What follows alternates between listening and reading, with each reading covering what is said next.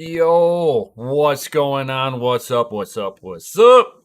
All right, guys. So, you guys haven't ever heard of the dollar milkshake theory, and that more than just the dollars are getting sucked up into it. You never heard of it? Stick around. It's going to be an interesting one. Yo, let's dig in.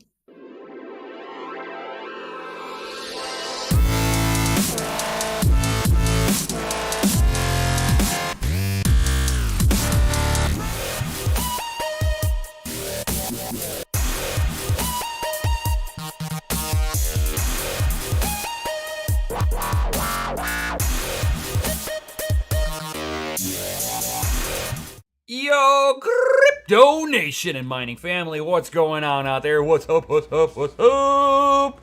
What's going on, mining hodl?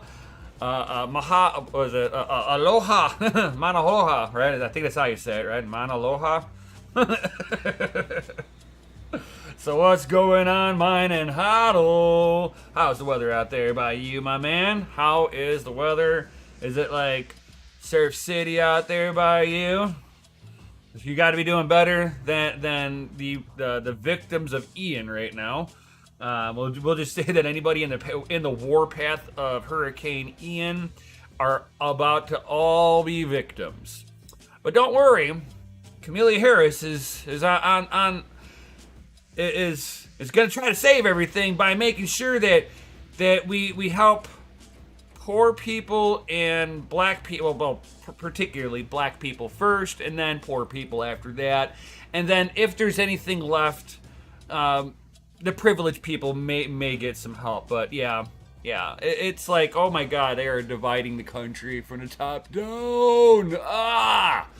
These are like world events that also play into the price of stocks, price of crypto, stupid stuff from elected officials affects markets and market confidence. So whenever they're sitting there and making it, doing race baiting crap, it does have negative effects everywhere. So we'll just have to see how this one's going to negatively affect things. He's like, I just got done with the gym and shopping. Nice, my man. 87 degrees. Woo! I wish it was 87 degrees. It's like 64 degrees out here, I think. Allow me to. Let's pull it up. Oh. We're 67. Yeah. So, needless to say, I have the mining room closed, or I have it open a little bit right now because my cat likes to sit out in the window and bird watch. It's like, what up, Raven? What up, man? And our guy Raven over here that's sliding up into here for you guys that are just getting in here. My man Raven would like to do a little bit of a giveaway. Not right now. He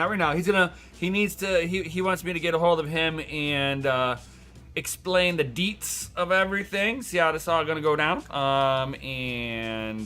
Yeah. So, we'll coming soon. We'll just put it that way. Soon. Hashtag soon. What's up, Crypto Nico? Mikhail just picked up the packages from the post office. Yo, that is so legit, my man. Fucking our guy over here, Crypto Nico, donated a couple of S9s to the family mine. So awesome. I mean, granted, it's older hardware. I don't care if it hashes. I'll put it to work. Provided I've got enough outlets for everything.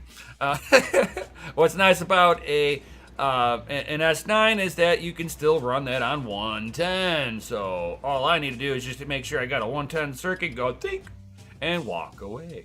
So yes, thank you. It's like, how's that Ergo?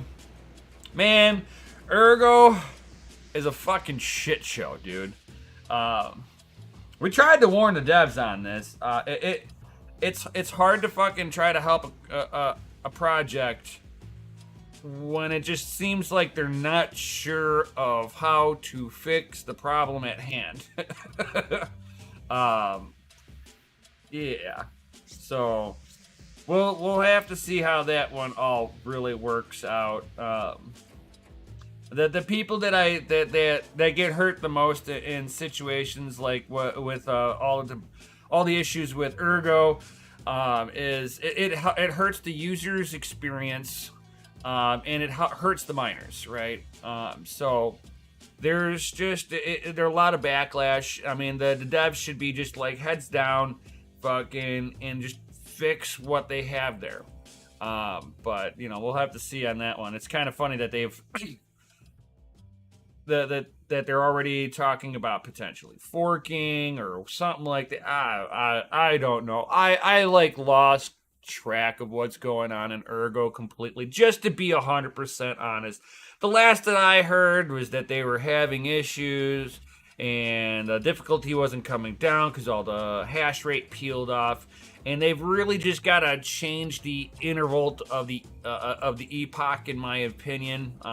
Make a shorter epoch, and it will mitigate what's going on. Make it refresh itself and redo the difficulty, instead of every block, so much time passes, it will reset. Instead of block height, go with literally time and just make a stopwatch. Bink, every, let's say you want the epoch to be every 48 hours, right? Or yeah. So every 2 to 3 days you want it to reset the epoch. Just set it by time. You really can't gamify time. Well, I mean, you can, but I mean, it's like everything is time though. Even block height, that's time. So it's like if you shorten the time down, you mitigate some of the gamification on the network. Yeah, I'll give you that. Hell yeah, thank you, Crypto Nico. He's like, Ergo price did go up 289. I'll take that. Difficulty back to old range is ramping up fast as we speak. Yep. And this was something that I also had stated with that was going to happen with Ergo. As soon as it fucking resets and oh look, it's profitable again. Whoop! Everybody's back on. You're going to hear somebody just yell out in the background, right? Back on the pile. Back on the pile. Back on the pile. And then it's fucking Rizzity wrecked for the next fucking 2 weeks, right? It's like, oh my god. It is the stupidest thing of how they're doing this. And they're just... And the devs need to react a little bit faster with something that they can see as being gamified. You're going to have a big mining facility come in and gobble up a whole bunch of Ergo. And as the difficulty jump spikes right back up, they turn their shit off. They've got their fucking coin collection, and everybody else is now fucking left behind going, I can't get profitable anymore. It got fucking Rizzity wrecked and fucking and within 24 hours of profitability. Difficult. It hit the epoch so quickly the last time that they were figuring 2 days, and it was fucking before morning. It had already hit the epoch because the blocks were knocking back so fast. They need to figure this out. Otherwise, yeah, the scalability and usability on Ergo is gone.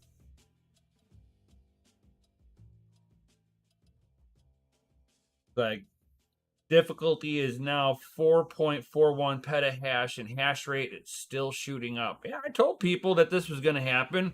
I'm sure a whole bunch of other miners said this was going to happen too. Anybody with half a brain knew this was going to happen. As soon as the difficulty dropped back down, profitability would be amazing again. And instead of just like a few miners bebopping up over there, no, you're going to have everybody and their mother going, I've got to be profitable by any means necessary. Yeah, totally, man. I need dollars because I'm not a Bitcoin miner. I'm a dollar miner. It's like you can see the people that are just hanging on by what they thought was, if you just make it through a bear market, if you can be profitable through a bear market, you'll have a Lambo next time. And it's like, that's not how this is going to work out. We're going to have a nasty fucking bear market, and you're going to get muscled out. No, it's not profitable right now, no. But for the 0.2 of a second that got everybody to relook at Ergo, it was profitable for like a second. And now it's not going to be. So, yeah, toy Lambo maybe. Yeah, exactly. A little Matchbox car, right? Little a Mattel Hot Wheel fucking Lambo. I mean, I wouldn't mind having like a real size Mattel, like a Hot Wheels Lambo, because man, they're like over accentuated, especially with like the wheels and stuff like that. Those wheels are like ridiculous. I've seen some Hot Wheel rendition cars in real life, and I'm like, that's just as cool as the toy. I'm just gonna say it. John Germain, 5 A2000s cost $138 or so for me daily, and earning 40 cents. Oh God, that hurts. That hurts. Ouch. That really does hurt. All right, so let's get into some of this stuff here. So check this out. So T-Mobile's parent company. I'm not gonna sit there and say the T-Mobile's parent company, Telecom. Says that it supports the Ethereum blockchain. So you have a government-styled fucking surveillance company, because all companies that operate within Germany are underneath Germany's surveillance program of the people. The people do not have freedom of speech in Germany. If you say something that they deem as hateful or disinformation out in Germany, like if you're using Twitter, Facebook, whatever, the censorship police will fine you. So it's kind of funny that a company that is very, very friendly with the German government and the EU and central banking kind of deal, you know, you kind of see the big pool that they're a part of. Ethereum is friendly.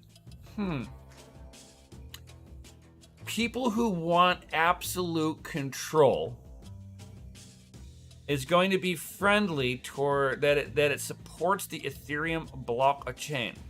The telecom company, a Germany telecommunications company headquartered in Bonn, is the largest telecommunications provider in Europe by revenue, and it announced that it supports Ethereum with infrastructure. So what this means is that they're going to be basically running some node validations, guys.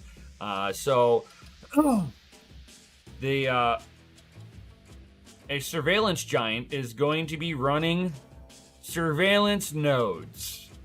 I'm just going to put it out there like that. You can sit there. It's like if somebody's got information to prove me wrong, I'll sit right here and wait for you. Don't worry. Anybody comes up with any kind of information that disproves this thought of mine. I mean, it's nothing that's been documented or anything. This is just my thought. You're looking at a company that is that helps out with a surveillance state. We have that, especially since we know that they're working directly with the German government. Knowing that if it's going to support it with its own infrastructure, and this said infrastructure is also under regulatory guidance from the German government and Europe in general, that would mean that they would have to be able to track and trace. There's regulations that out in Europe that we don't deal with here in the United States. And it's one of the reasons why, what was that? Hetzner, the other data center that's in Germany, does not want to support the validation nodes for Ethereum because they didn't want to deal with the German regulation. Interesting to see that this company is going to be perfectly fine with the idea of working with the German government. that means that they are going to be willing to do some kind of censorship, I believe. I could be wrong. I hope I'm wrong, but it just doesn't seem right in my idea, right?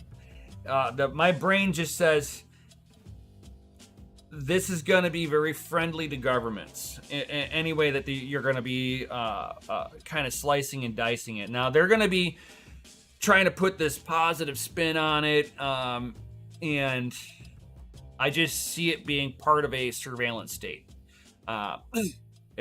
If you can sit there and control the infrastructure that a particular crypto project runs on, you don't need to take over the network. I am your network, and you will bow down. So if you start seeing some of these infrastructures that are very government friendly, you're talking about censorship built right into the network due to regulation. And if these cryptocurrency, especially Ethereum, if they're going to be operating on centralized infrastructures that have to adhere to local regulations, how much do you think that Ethereum is going to fight? Because they just told the decentralized miners to F off, right? And they, in lieu of taking centralization. This will be a decision I think is starting to boil down to not be a very good idea in their working of their ecosystem. Because, if you get 60% of your network with regulations telling you need to do X, Y, and Z, otherwise your network gets shut down, how quickly do you think that all the devs are going to be like, just give them what they want? I'm just going to put it out there that I don't see Ethereum being any different than Facebook, Meta, however you want to look at it. We know that Meta works with the government. We know that Meta is a third party direct working for the government. They will do whatever the government says. So is Ethereum going to be resistant to that application? Probably not. I'm just saying.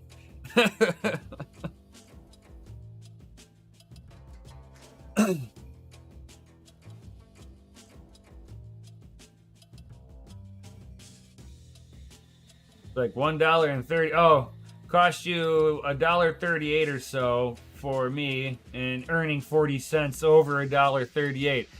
You bastard! You got profits over there? Everybody, get them! No, just kidding. Just kidding. Don't get me YouTube.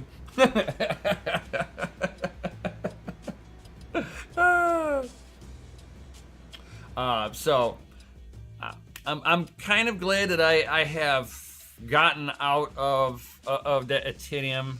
I just cannot do the complete lack of decentralization, and now they're going to be moving into areas where you're talking about high centralization in here. It's like, this doesn't look good. I don't want people to lose their money, so I mean, not advice, but I don't have any Ethereum anymore. Take that for what you will take it, right? I have 0 Ethereum. I don't want anybody losing money. So take that information for what you will. You see what I have done. I own 0. All right. So, and then kind of going along with, the thumbnail of today, I'm talking about the dollar milkshake. Does anybody, if you know what the dollar milkshake is, put FA in the chat. If you know what the dollar milkshake is, or have heard of the terminology, the dollar milkshake.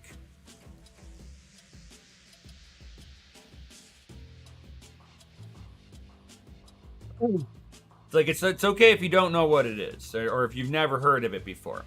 I don't expect everybody to know every little thing about everything. We're not Albert Einsteins. You know, we're it's like what restaurant? All right, so what the dollar milkshake really is basically every country in the world. They're entitled to print as many dollars as they want, right, of their own local currency. The thing is that we're a global economy. So with the global economy, what that does is you get this really kind of unique mixing of everybody's money. Now, there are countries that have tied their currency to the value peg of another currency. And most currencies go up and down with US dollar. Most countries have pegged their local currency to the US dollar, or they just exclusively use US dollars, right? Just to make it easy for themselves. It's like El Salvador uses the US dollar standard. Argentina does now, I think, but I think at some point they depegged it again, and they're running deficits once again. Argentina's economy is going to crash here soon. We have the pound sterling, which is the UK, Britain's currency, just took a shit. It's now for the first time in years trading to a 1-to-1 to the US dollar. So what the dollar milkshake really is at that point is even though that a lot of stuff is tied to the US dollar, you can kind of think of it that you put it all into one cup, right? And this cup, make it as a milkshake, right? You mix it up really good. But the problem is there's only one straw. And only one country gets to take a drink out of the dollar milkshake. And for the longest time, this has been the US dollar, right?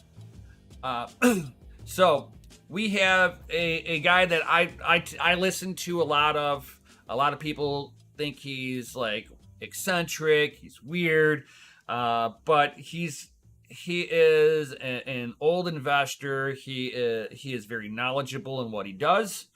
It's like I take a lot of these investors, like Peter Schiff and like this man here, Robert Kiyosaki.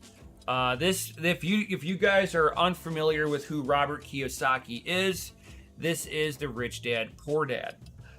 So if you ever see those books called The Rich Dad Poor Dad, Robert Kiyosaki is the guy who wrote them. He is a property investor. That's his big thing. He invests a lot into land. Land is something that's tangible. You can put your hands on it. It is an asset that, will always have value. His other thing is that he's gotten into is gold mining. He's owned a couple of gold mines. And he is a gold and silver bug. But he also gets into that sweet bizity Bitcoin. And he and many other people. Now, I don't know if 4 months is an accurate thing. I've never seen Robert Kiyosaki ever sit there and say, "Oh yeah, 4 months." Hard on that. He might sit there in a nonchalant way. It's like, yes, it can within 4 months. It can tomorrow. It could in 2 days from now. It can in 4 months. It can in 6. It depends on whenever the U.S. economy decides to roll over the last pin. We're at the point where a single pin prick right now, and the consumer index on the U.S. dollar will just basically crash down to nothing. And this will set off a cascade in a lot of other countries. Think about 2008. 2008 affected every country out there because we are one of the largest consumers out there. So if our economy screeches to a halt, so does everybody else's. And you're not talking to the point where no goods or services move around, but it does slow down significantly, and every country and every company around the world takes a hit if the U.S. economy slows down or comes to a halt. Uh, so as we sit there and more people are now fleeing out, they're starting, some of the smart money is starting to go back into Bitcoin. Some of the smart money is going back into gold and silver. Some of the smart money is starting to gobble up land. Look at Bill Gates. He owns a lot of farmland now. He's one of the biggest farmland owners in the country in the U.S. now, because he is already positioning himself for that, Great Reset, that thing. So basically, with it, if the dollar starts to crash, the U.S. is gonna take a big old drink off of that dollar milkshake, and it's gonna crash the whole market with it. It's not gonna be us that gets affected. People don't realize that even though each country has its own stock exchange program, the investors are cross-platforming all around the world. All these accredited investors. So if the markets crash too fast, too hard, because of loose monetary spending, what I think we're going to see first is we're going to see that they're going to stop raising interest rates, and they're going to go right back into quantitative easing, just like Britain just did. They have stopped with the interest rate hikes, and Britain has already started quantitative easing. Genie's out of the bottle, guys, and we're watching the roller coaster.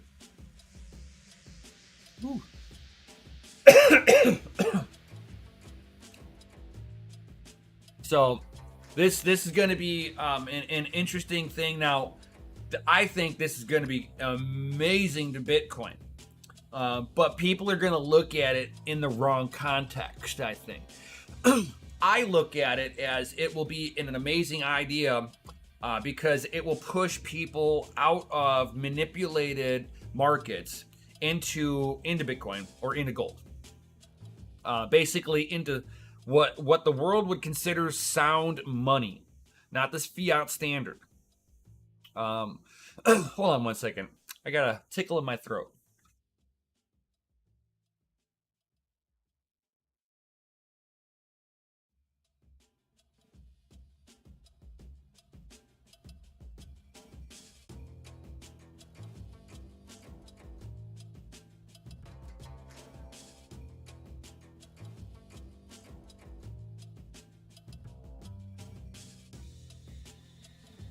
Sorry about that.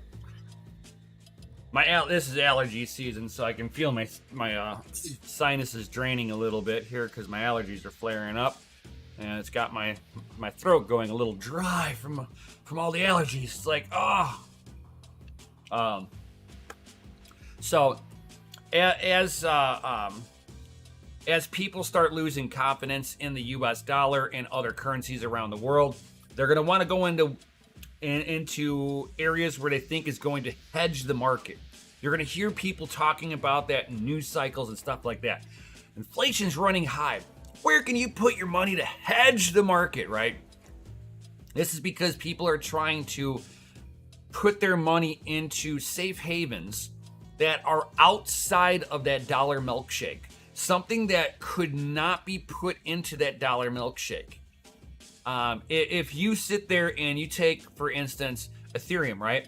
I'm going to try tying a lot of this stuff back into crypto. So you take Ethereum. You have T-Mobile liking Ethereum. Amazon doesn't mind Ethereum.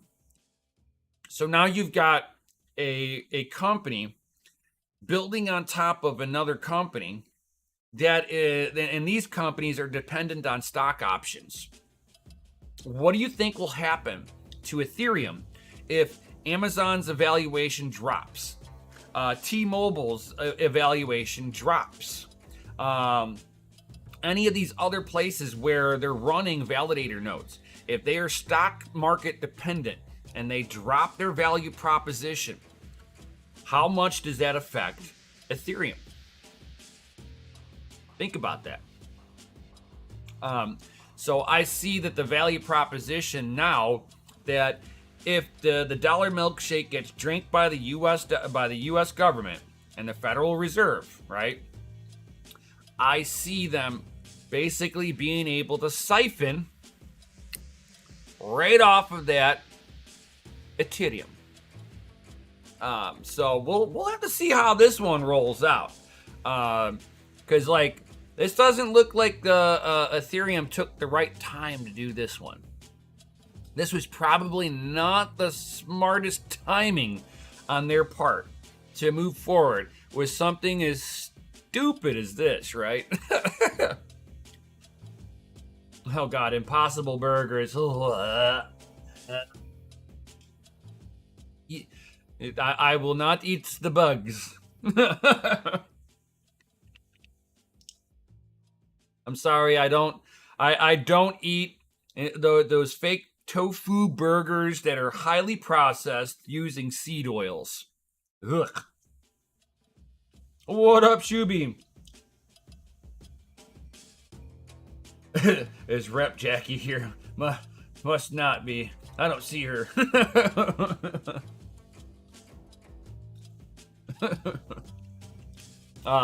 So I think that the US is going to be, because like if you've got a company that is invested into Ethereum and they sit there and are looking at their stock options are dropping, they're going to have to sit there and sell stuff. It'll be a fire sale. And you'll have them figuring out a way to be able to get out of these nodes, and it's basically going to take currency off the table to go to the government. It's going to put sell pressure down on Ethereum's market. I see such bad stuff about to happen. It is unreal, and it's like, and we already, it's like, and there is a whole slew of things that are just kind of messed up that has been going on as of lately. One that came across, I was like, oh no way, oh my god. Moving away from the whole economic from the government side, siphoning off dollars back out of crypto. They'll continuously do that, guys, and they're picking a good time to do it right now. If they were going to sit there and plot an attack, you might as well do it in a down market. It'll really shake out the people who are on the fence with crypto. Talking about being on a fence about something, man. I always rip on it time and time again. People need to learn that it's okay to get their code audited, and you want to have it audited by high-level security experts. You might have good coders within your organization, but nobody's perfect. Sometimes there was a late night that one of these coders were developing on, and something stupid happened. Like this. Transit Swap loses over $21 million due to code bug exploit. And they're like, we're sorry. We're sorry. We're sorry. It's like, oh my god, dude. And they're trying to sit there and say, decentralized exchange. It's not decentralized if I can sit there and, without asking permission, push a code fix on this, right? That shows centralization. I'm just saying. So, Transit Swap, a multi-chain aggregator, lost 21 million after a hacker exploit and an internal bug on a swap contract. Following the revelation, Transit Swap issued an apology to the users with efforts to track down and recover the stolen funds currently underway. I'm sorry, but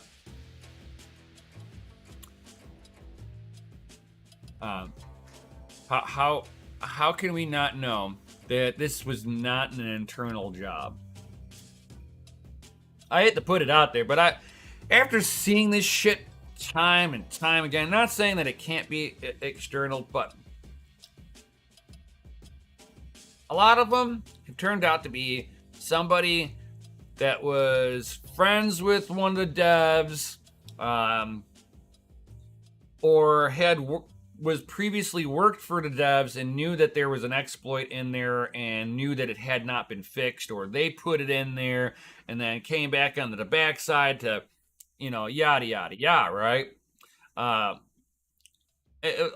they do is, we're deeply sorry. So people just got their shit stolen. This is the time of the year where you've got to be really careful, people. Not your keys, not your crypto. Do not leave your coins on an exchange. Bear markets are where I see 90% of the exploits, because people get so desperate to try to get money. We're in a horrible economy worldwide, and then we take that on top of a Bitcoin bear market where people are not only losing money in real life, but they're losing money here in the crypto ecosystem, right? So people in the world are taking a double hit. Their investments are taking a hit, and their bank account's taking a hit. So now, desperate times create desperate people. And you're going to start seeing a lot more of these exploits being found for the first time. I'm not saying that they didn't exist this whole time. It's just now somebody's rifling through these codes and going through the GitHub repositories and going, ooh, I wonder if that's still there. And they go to exploit it, and they're like, oh wow, it worked. Look at me, I win. That's like sitting here and going up to a slot machine and just sitting down and pulling the crank, and then you win. That's basically what these hackers are going to try to do now. And if you are leaving your crypto there, you're basically using a centralized custodianship. And if you lose your money while sitting there and having somebody else hold your funds for you, you run this risk every single time. So every time I put my Bitcoin onto one of my like a mobile wallet, or I send it to an exchange, I send some shit coin to an exchange so that I can exchange it for Bitcoin. During that 20 minute, I'm having a heart attack going, oh, please show up in my wallet. Please show up in my wallet. Please show up in my wallet, right? And I've got to sit there and, kind of go, okay, this is how it's supposed to be. You're just sitting there going, please don't let there be an exploit while I'm doing my transaction. So these people have been probably using Transit Swap for a little while, not thinking nothing of it. And now we are in the heart of the bear market. Exploit was discovered. This is where you hope that, the person who finds the exploit is a, minimum a gray hat hacker. At least, hey, let me get a finder's fee. I'll give you the rest of it back. Cool. Definitely this is not a white hat hacker, because they would have gotten in contact with them immediately. This is going to be either it's going to be internal, or it will be a black hat hacker who just does this stuff because either they're doing it for the fun, or they're doing it because they just want to make millions. And this time they did. $21 million jackpot on this one. And all the devs could do is, we're sorry, nothing we can do about it. Too late. That's why I tell people, stop using shitcoins, stop using centralized exchanges, stop, don't leave your shit on in a centralized exchange. Try to mitigate your time with a centralized exchange. I don't care if they sit there, oh, we're decentralized. No. You're centralized as fuck. You're just trying to lie to everybody else because you want to use the decentralized buzzword, because we run a smart contract. It's hands off. It's like, I don't care if it's hands off. You can alter the code anytime you want. That's centralization. Mic drop. Exactly, Jason. Not your keys, not your crypto. So Transit Swap Do not if you guys currently use them, do not use them. There is an exploit on there, and people have lost their money. They're not getting it back, guys. I don't care what Transit Swap says, unless the hacker group that got them or the hacker themselves that got them speaks up. The funds are gone. I could sit there and put 21 million through fucking through swap services, and you will never be able to track it. I'm not sorry to say that. So this was bad code from Transit Swap. This is their fault for allowing an exploit on their network. It's their fault. This is the stupid shit that irritates me whenever I get critical over some of this stuff, and the people who are in the core use case for them. Oh, you don't know what you're talking about. And I'm like, I didn't really know too much about Transit Swap, just to be honest, until this came across. So, yep, be careful with using this stuff. You might be using something for a long time, and there could be something hidden deep within its coding infrastructure, in its base layer, that's in a horrible exploit. So be careful with that. All right, guys, stay frosty. And we all know that our guy, Mr. Charles Hodgkins, goes after all the Cardano haters, and by saying a whole lot of nothing, he thinks he debunked all the popular myths of his lack of real building on the network. He's still the network is still really not going forward. There's no real usable product on there that is really viable. Other people have built some stuff on it, but it's not Cardano itself. Nothing with Cardano. They're just a bunch of code. They don't build shit. And their shit is wonky, fucking hard to code on. Man, I hear so many devs fucking bitching and moaning. I hate Cardano. I'm not fucking building on their network. So he thinks that, because Pentoshi on Twitter goes, my best advice if you're starting a crypto project is to never ever deliver. Empty promises are best. FA, look at XRP and Cardano. Overpromise and underdeliver and never deliver.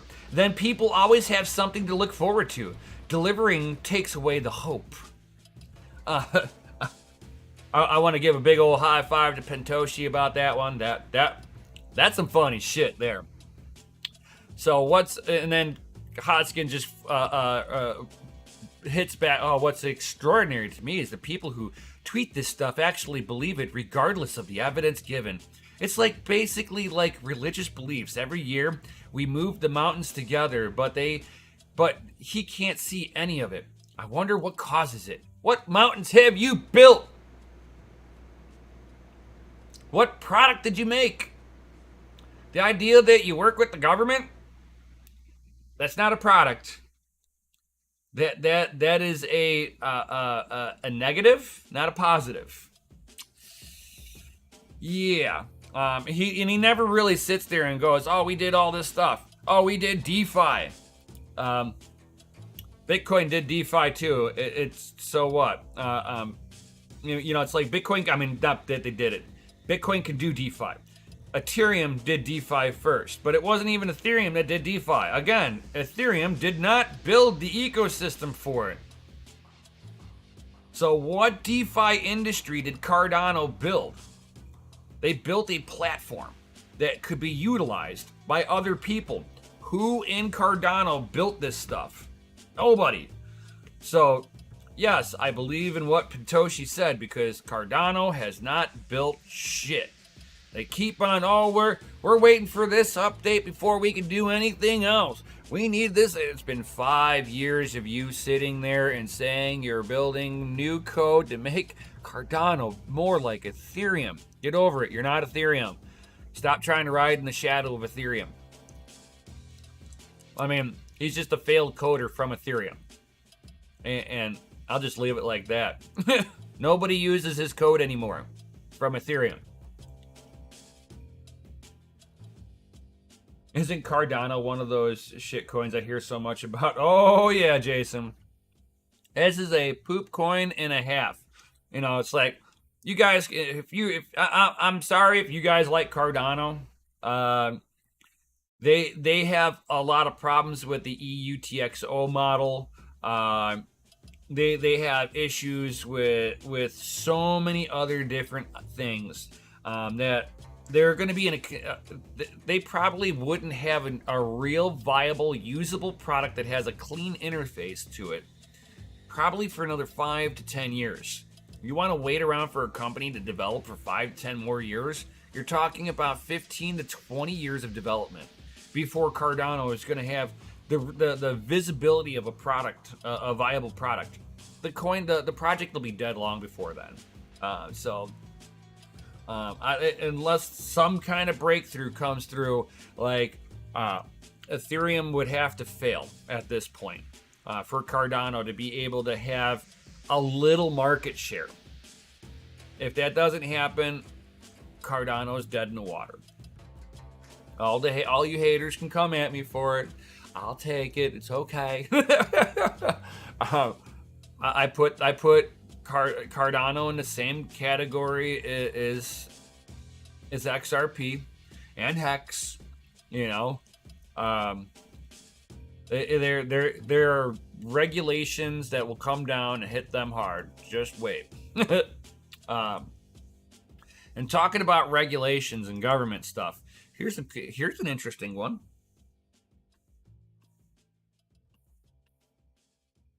Hey, Rude. What's up? What's up, Rude? So Russia, Mother Russia, supplying Kazakhstan with electricity for crypto mining. That'll be that sweet busy Bitcoin, guys. That will be Bitcoin. Russia is going to figure out how to. This gives me hope right here. So, you know, the U.S. government blew up the Nord Stream pipelines. I'm not even gonna fucking debate that one. The United States, our gang-banging government, blew up Nord Stream pipeline. Russia did not do this to themselves. That would be suicide to them. This is gonna be a U.S. propaganda that they're gonna sit there and say that it was Russia destroying their own equipment so they can wage war. No. That's misdirection from our gangbanging government. That they're the ones that blew up that. But so if they can't sell the energy in one direction, move that energy into another area. They're still producing the natural gas. That natural gas has got to go somewhere. Natural gas is pretty easy and cheap to pipe out somewhere else. Just saying. Kazakhstan is not far from the Russian territory. Hey, you want to mine over there? I wonder what the natural gas cost is versus the electric cost. I bet you Russia could sell Kazakhstan miners cheap gas, cheaper than the electricity that they're paying for in Kazakhstan, to make it worth mining that sweet busy Bitcoin. Because you know damn well they're fucking mining Bitcoin. They want to sit there and say cryptocurrency miners. They're fucking talking about Bitcoin. Nobody in their right mind is going to sit there and set up a GPU mining farm at this point. You know, it's like nobody's gonna want to scale up with just miners, with GPU miners. There's a difference between what me and Mikkel are doing and what they're gonna do in Kazakhstan. What me and Mikkel are doing is we're giving a place for people who already have the infrastructure, a place to try to become a little bit more efficient, right? Versus in Kazakhstan, you have a facility that's opening up for the sole purpose of mining for themselves for profit. They're going to be doing Bitcoin. They're not going to be getting GPUs. They're going to go for the most efficient thing that's going to earn something that is censorship resistant. People out there understand what censorship is. So you're going to find that these same people are going to be looking for censorship resistant money. That is only Bitcoin. So Kazakhstan is probably going to be using the natural gas that is no longer being supplied to Europe to burn for cryptocurrency mining. And this will have a trickle-down effect into all other markets, because with the less gas in Europe, you're going to be seeing that country, manufacturing out there might be a disruption due to, hey, I can't heat my building up because it's wintertime. There's no gas for me to make X part that this company in China needs, right? So this could have trickle-down effects in all other markets. All at the same time, the U.S. is wanting to lay out pipeline across the ocean so that we can supply Europe with gas.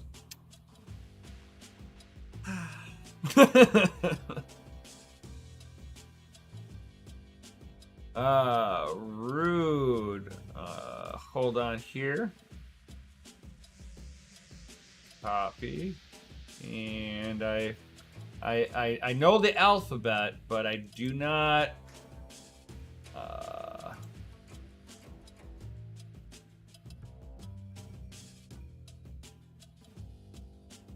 Your country is Russia. Okay.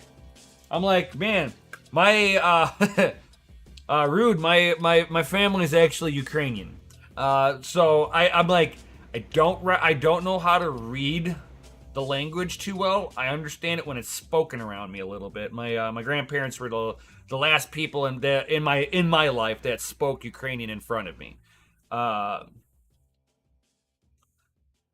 my grandmother's favorite phrase to my grandfather was Stefan Shluka. Yes, make peace, not war. 100%. I completely believe it, I completely believe in peace. And you know what? Being a Ukrainian myself, I don't hate Russia, and I don't even hate the Russian government. Okay? I'm Ukrainian. It's like, oh, you're supposed to hate them. No, I don't. I understand what Russia, the point that Russia's trying to make. I'm not, I like Russia more than Ukraine. No, I love my country. I got family in Ukraine still. Okay? So it's not the fact that, I'm soft on Putin or anything like that. It's okay to understand where an enemy is or an ally sits. You want to understand where your enemies and your allies, where their mindsets are. So I understand where the mindset of the Russian government is. But this is what the Russian government does is not a reflection of what the people are. The Russian people are not the government, and the government is not the Russian people, right? So with that being said, it's like, I have no issues with the people. I only have issues with governments. I hate every government out there. Not that there's any one government I think is good. You're basically picking the lesser of the evils. It's like they're all bad.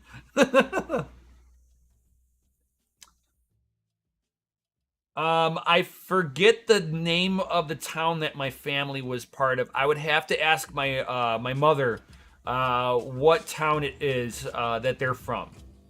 I know originally they were not far from Chernobyl. They were part of the farming community north of Chernobyl. But after Chernobyl, I'm not sure where they ended up. So I'd have to talk to my mother to ask where the rest of the family is actually at.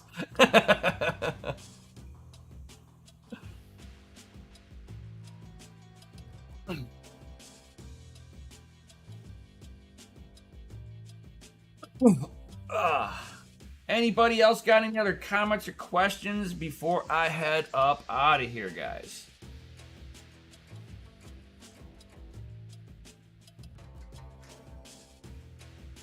But going back to this, Russia is going to be giving gas to Kazakhstan to be mining. This is probably going to be a really good joint effort between Russia and mining. Considering that they do have mining going on in Siberia, where Russia has all their where they have their old military use buildings for like munitions and stuff like that they used to use in Siberia. And what's nice about that is out there's also some of the largest hydroelectric dams out there. So power's cheap, it's cold, you don't have to worry about overheating the miners up there. So it's not like Russia is anti-Bitcoin at all. They just want to make sure that what's going on with Bitcoin has the best interest of the Russian people. And that much I do understand. You want to make sure it is a net positive for everyone. And not that it's going to be a way for other countries to be able to set control down on your country, because all of a sudden they control all the currency. So I can understand where some of the hesitation is, but it looks like with the way that all the governments are now starting to make the attack onto Russia, Russia is going to get pushed into the use case of that busy Bitcoin. I see good things with something like this. On top of that, with the U.S. dollar going to be, at some point in time, it's not that if, it's just a matter of when the U.S. dollar starts to crash too. It's going to sit there and take out a lot of people's investments, and it's going to drive the price of Bitcoin up. Not that the price of that the value of Bitcoin changed. It's just that as the dollar dips, it takes more of those dollars in order to pay for one Bitcoin. One Bitcoin is worth one Bitcoin. Only thing that fluctuates is the price of the dollars you're trying to buy it in. Just think about that.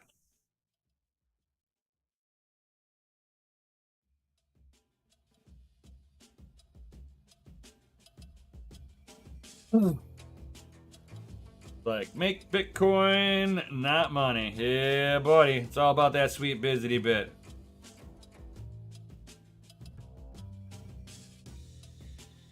The ruble is the new coin.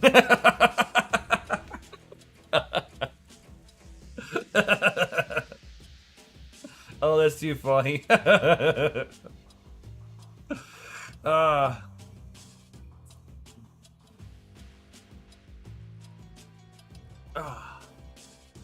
So, anybody else got any other comments or questions before I head up out of here? Guys, definitely remember to smash that Lizardy like button, subscribe, hit the bell notification, all that good stuff. If you'd like to be part of the community, definitely check out the links down below. You can join the Discord. That part is free, guys. So no barrier to entry in there. Just need to verify in there with my verification bot. Just keeps out the spammers. Go ahead and join that up if you want to be part of the community. And if you'd like to give donations to the channel, kind of help out what I do over here, certainly check out the Patreon links down below for that too, guys. I've got a couple of different tiers. If you guys are wanting to have VIP access into the mine,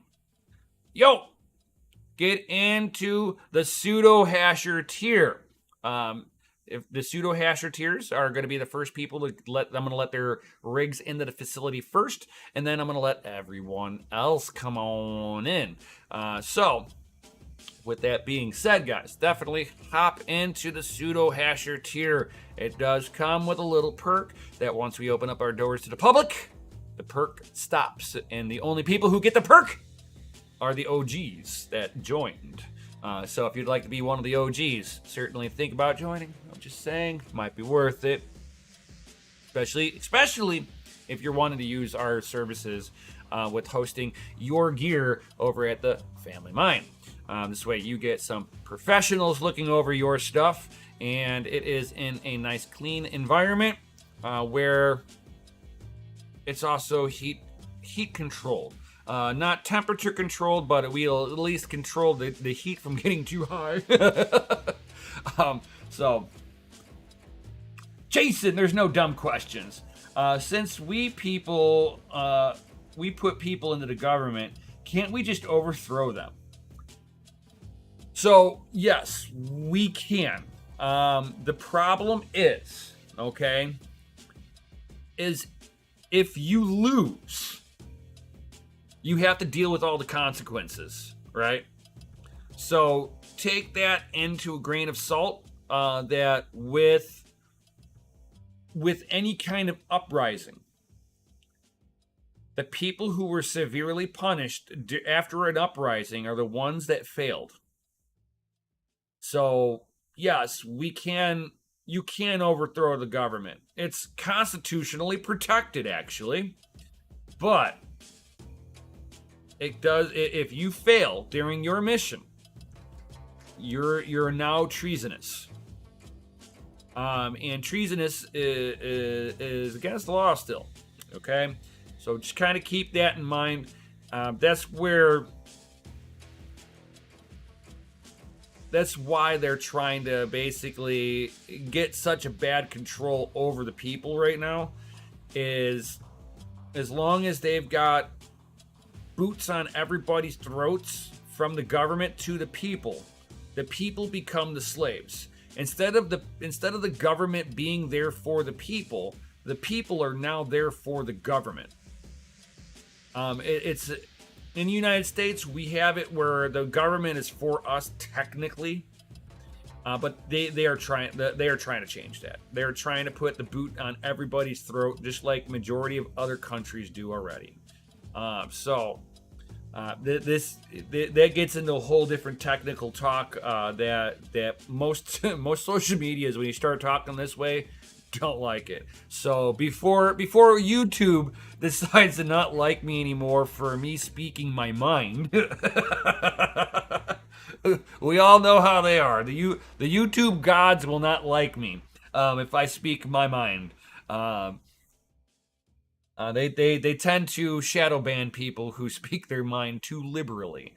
You got to remember that all these corporations that were using their technology, they have had the woke movement infiltrate into their company, and they worship the woke movement. So woke movement and and their government overlords. So just kind of keep that in mind. Gotta keep some of these conversations. We could probably have some of these conversations in private or in Discord type of deal, but on the YouTubes, I kind of shy away just a little bit, at least on my main channel.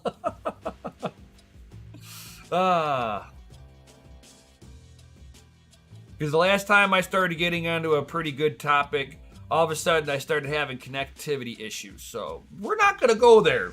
I can always tell when I anger the YouTube gods. Oh gosh, yes.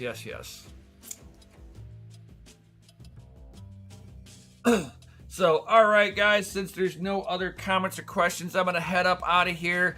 I'm going to get a hold of my man, Raven Sky here, since I know that he's got, he wanted to chit-chat with me for a moment. So, with that being said, yep, drop FAs in the chat, my man. Yes, follow mine and Hoddle's lead on this one and drop those FAs, because all of you people are rated F. For fucking awesome. Yo. That's what's up. So, with that being said, guys, smash that Lizzie like button, subscribe, hit the bell notification, all that good stuff. And peace out, and like always, stay savage. I'll see you on the next one. Yo.